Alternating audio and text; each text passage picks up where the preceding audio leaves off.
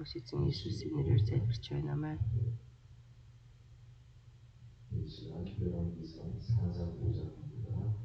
Нэгдүгээр хаад намын 4-5-ыг уншина. Дөрөвдүгээр бүлэг. Соломоны төшмөд.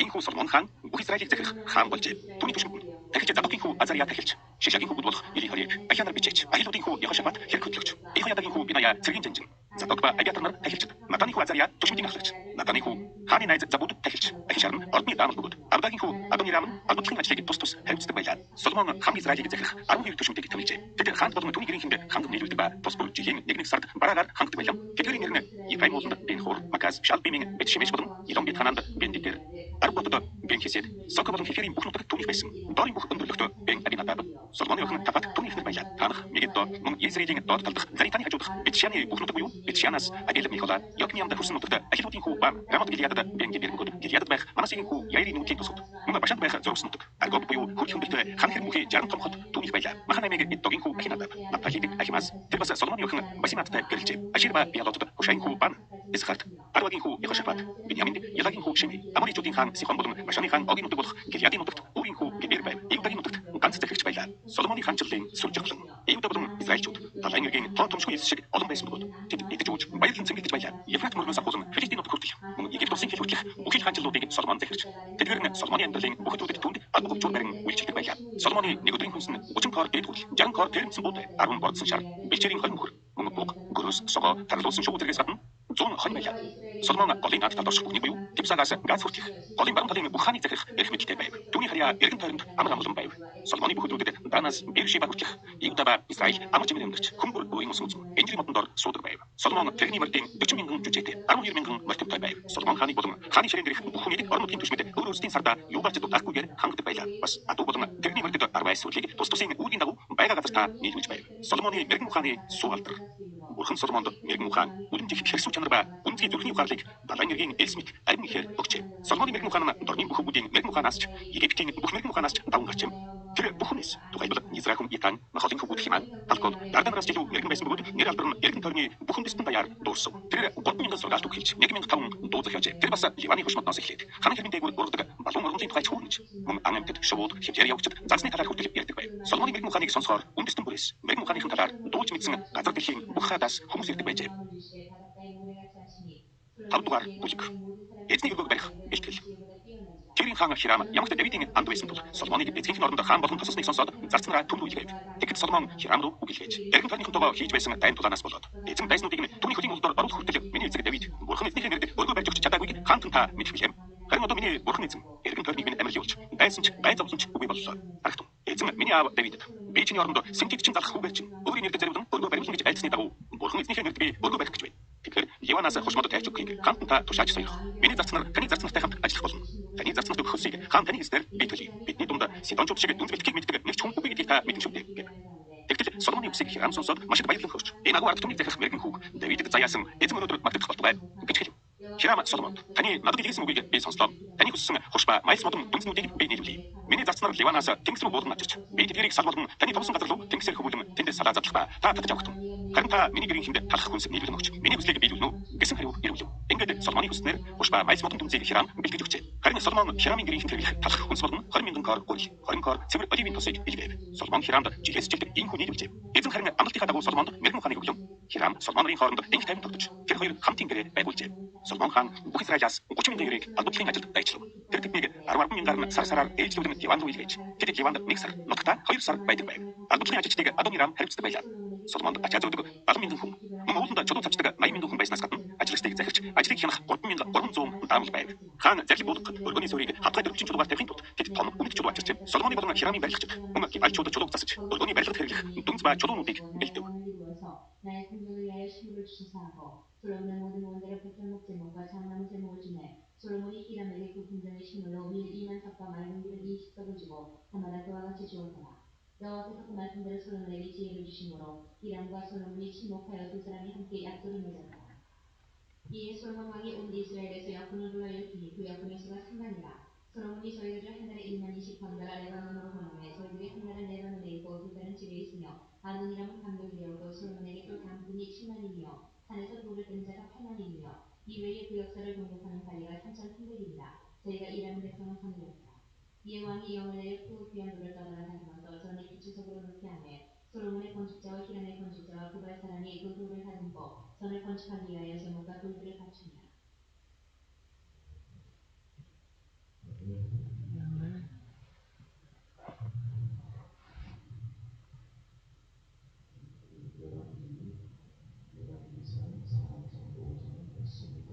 Нэгдүгээр хаад 4 5 дугаар бүлгийг уншлаа. Бүгдөө 5 дугаар бүлгийг харъя.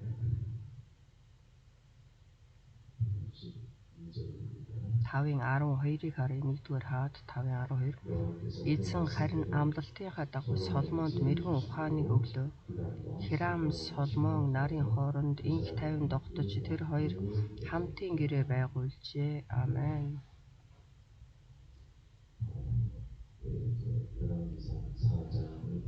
За нэгдүгээр хаад 4-р бүлгийг харах юм бол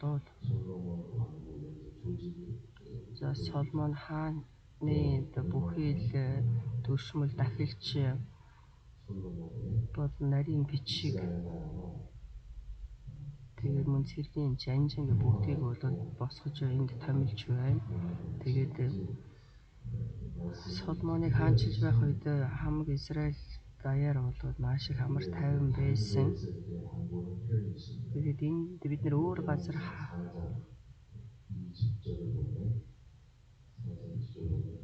4-20-ыг харах юм бол Юда болон Израильчууд далайн эргийн тоо томшгүй эс шиг олон байсан бөгөөд тэд идэж ууж баярлан цэнгэлдэж байлаа. За тэгээд энд бол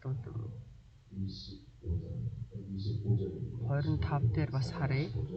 4-ийн 1-р хаад 4-ийн 25 дээр Соломоны бүх өдрүүдэд Данаас Бэреш хүртэл Юда ба Израиль амар чимэр амьдарч хүн бүр өөрийн усан үзмийн инжирийн модонд ор суудаг байв. Амен.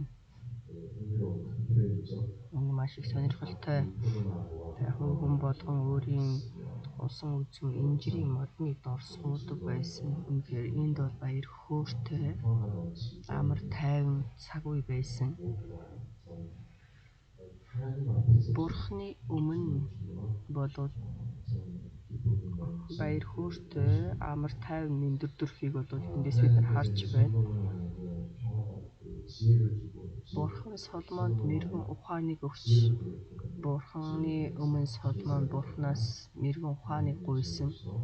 Бурхан та өөрийн мэргэн ухаанаар надад өгөөч, би наад түмнийг удирдахыг хүсэж байна гэж хэлсэн. Энэ мэргэн ухаан ямар мэргэн ухаан байсан бэ гэхээр маш олон хүмүүс тэр хүн болохоор маш их мэргэн ухаантай хүн гэж хэлдэг, толгой сайтай хүн гэж ярьдаг.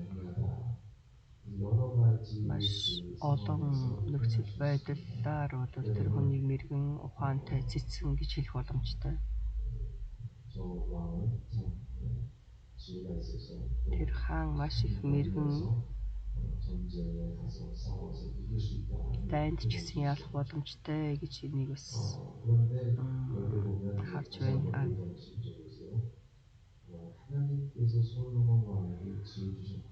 5-ын 21-ийг харъя. 4-ийн 21.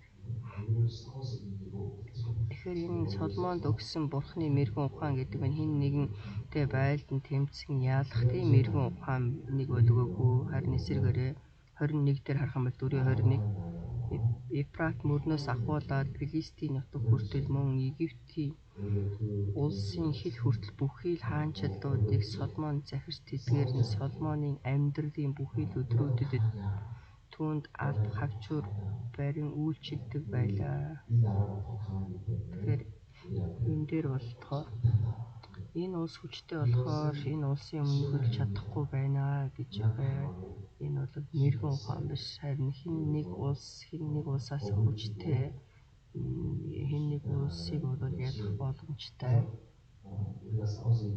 Тэгэхээр бид нар ялаад бүхий л улсыг захирна гэдэг тэр мэргэн ухаан бол жинхэнэ мэргэн ухаан биш. Ямар мэргэн ухаан жинхэнэ мэргэн ухаан бэ гэхээр байлдахгүй, хэн ч үхэхгүй, амар тайван байж бие биендээ үнэхээр сайн амлалтыг гэрээ байгуулан амар тайван ажиллаж амьдрна гэдэг маань энэ мэрэгэн ухаан. Есүс хэлсэн бүү тэмцэлд бүү дайт гэж хэлсэн. Гэлж Паулийн хувьд хэн нэгэн хүн чамайг руу дайрах юм бол тэр шүүгчдэр очиод бие биенийг яалах гэж маргаалдад тэмцэлдэх хэрэггүй. Зүгээр Есүс хэлэхдээ чиний баруун газрыг алхах юм бол зүүн хазраа өгөө гэж хэлсэн шүү дээ. Харин баруун газар шиг алгадаж байхад чи намайг зовхгүй гэж тэмцэлдэх биш. Харин тэрээс биднийг эсэргүүцэж байгаа хүмүүсийн төлөө залбираа. Бидний эсрэг дайсан байх юм бол дайснаа хүртэл өрөө. Тэгэхээр энэ бол жинхэнэ мэрэгэн ухаан гэдгийг хэлж байна. Матай номын 5-ыг харъя. Матай номын 5. Матай номын 5-ыг харъя. Матай номын 5:9. Амар тайвныг тогтоогсод өрөөлтэйе. Тэд Бурхны хөвгүүд гэж нэрлэгдэх болно. Амен. Амен. Энэ бол жинхэнэ мэрэгэн ухаан. Мэрэгэн ухаан гэдэг маань би бол хүчтэй, би ялах боломжтой, би өшөө илүү их зүйлийг олох боломжтой гэж бодохоос илүүгээр надаар дамжуулаад энэ амар тайван байна гэдэг бол энэ жинхэнэ мэрэгэн ухаан. Бурхан Соломонд мэрэгэн ухааныг өгөхдөө яаж байлдан ялах биш, харин эсвэргээрээ амар тайван байж гэрээ байгуулж улс үндэснүүд хоорондоо бие биендээ туслан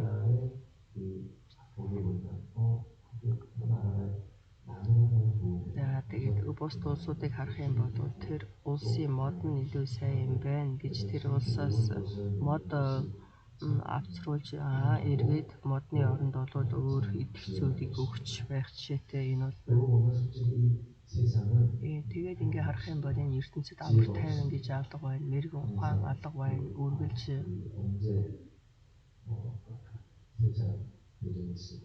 одоо дэлхийн 3 дугаар дайн болох бол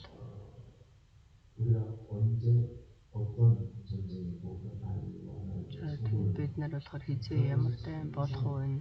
Хоосон цуу яриа маш энэ ертөнцид бол амар тайван гэж алга байна, мэрэгэн ухаан гэж алга байна. Харин зөвхөн эзний дотор л мэрэгэн ухаан, эзний дотор л жинхэнэ амар тайван байна. Тэгэхээр тэр амар тайвныг тогтоогчд Бурхны хүүхдүүдээ гэж хэлсэн. Тэр амар тайвныг тогтоогчд Бурхны хүүхдүүдээ гэж бол Матай номын 5:9 дээр хэлж байна. Есүс ч хэлсэн маш олон зүйлийг үзэн мэдэж зовлон амсаж тэр зовж байхдаа ч гэсэн амаа нээгээгүй чимээгүй байсан шүү дээ. Тэгээд тэр бол хүмүүстэйгээ маргалдаж хэрэлдэхгүйгээр чимээгүй байсан.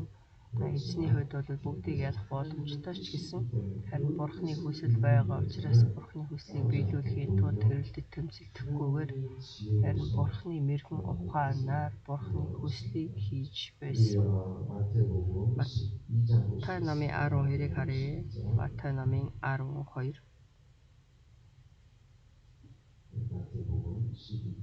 Матай номын 12:17-г харъя. Энэ нь иш үзүүлэгч Есаягаар хэлүүлсэн биелэгдэхийн тулд бөгөөд тэр ийм хэлсэн байна. Миний сонгосон зарц сэтгэлд минь нийцсэн хайртыг минь харагтун би түүний дээр сүнсээ байлганаа тэрээр харийнханд шударга ёсыг тунхагланаа. Амен. Тэр мэтгэлцэгчгүй хашгирагчгүй гудамжинд хэнч дууг нь сонсохгүй. Есүс бодвол үнэхээр мэрэгэн ухаанаар дүүрэн нэгэн байсан. Есүс эцсээ хүртэл энэ нэгэн хүнтэй тэмцэлдэн хэрэлдэн бол хүчрхийлж байгаагүй. Есүс бол эцсээ хүртэл чимээгүй байж Бурхны хүслийг хийж үйлдсэн Бурхны цорын ганц хүү байсан. Бид нар ч гэсэн Бурхны хүүхдүүд болцгоё. Бид нар энэ ертөнцид амьдарч байхдаа яалж нэг хүчтэй учраас, би мөнгөтэй учраас, би нэр хүндтэй учраас хин нэг захиран, хин нэгэнд болоод хаанчлахаас илүүгээр, эзэн байхаас илүүгээр харин амар тайван нэг тогтоогшиж ирүүлтэй. Амен.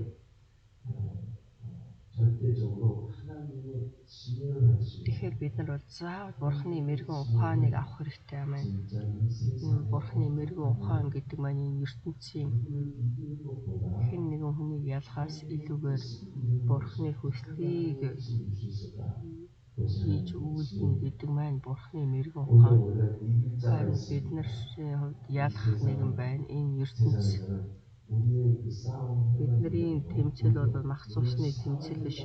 Биднэртэй харин биднээс тэмцэх тэр нэгэн болоод муу сүнснүүд, сатан тэр болгоны бид нар болоод Есүсийн нэрээр хөөж, Есүсийн нэрээр чөтгөрүүдийг болоод хөөж зайлуулна гэдэг маань энэ бол жинхэнэ бидний сүнслэг тэмцэл. Энэ тэмцэл бид нар яаж энэ тэмцлэр бид нар тэмцэх хэрэгтэй. Амен.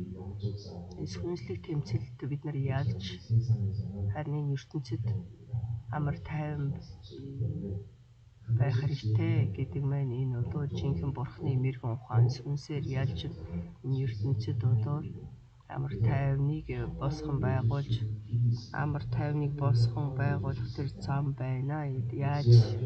Тэгэхээр тэнд бол мэрэгэн ухаан хэрэгтэй. Ерөөсөл ганц зүйл байна. Есүсийн хайрыг бусдад дамжуулах, сайн мэдээг дамжуулсан нэгэн байх юм бол амар тайвны тогтоох боломжтой бөгөөд эцсийн хүртэл бид нар эзний сайн мэдээг тараах хэрэгтэй. Нэгч гэсэн Бурхны улсын төлөө Бурхны хаанчлалыг сайн мэдээг тараах гэдэг маань энэ Бурхны үнэхээр хүсэж байгаа амар тайван. Тэгэхээр Имануэль чуулганыхан бол амар тайван нэг нар дүүрэн байж, мэрэгэн ухаанаар дүүрэн сумчуулган итгэгч нар байхыг Есүсийн нэрээр өрөөж байна. Тэнгэрт байгаа эзэн минь таны нэр ариунаар дурсагдж, таны хаанчлал ирэх болтугай. Хүсэл тань тэнгэрчгээ энэ газар дээр биелэгдэх болтугай. Өдөр тутмын минь алхахыг энэ өдөр бидэндээ өгөөч. Бид өртөнгүүдээ уучлсны адил бидний өрийг уучлаач, биднийг сорилтод оруулаач, бузар муугаас илгээч. Учир нь хаанчлал, чадал, алдар, сүрүүр тань. Амен.